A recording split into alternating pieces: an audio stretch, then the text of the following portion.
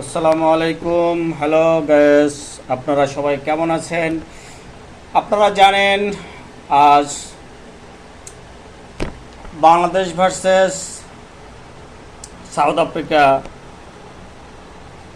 Second match চলছে innings বিরতিতে। আপনারা জানেন যে সাউথ আফ্রিকা কত বড় একটা দল।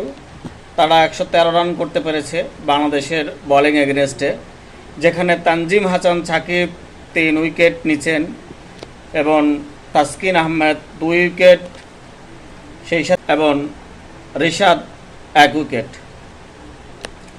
আপনারা জানেন কুইন্টন ডিকক সে আজকে মাত্র 18 রানেই তানজিম হাসান সাকিবের বলে আউট হয়ে গেছেন। এছাড়াও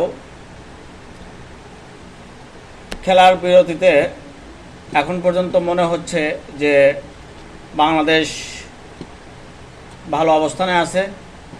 সেই সাথে আমি যদি একটু পয়েন্ট টেবিল বলি, সেই ক্ষেত্রে বাংলাদেশের বর্তমান অবস্থান 2 নম্বরে আছেন। যদি আজকে আমরা পারি তাহলে আমরা পয়েন্ট টেবিলে 1 নম্বরে চলে যাব। ধন্যবাদ সবাইকে।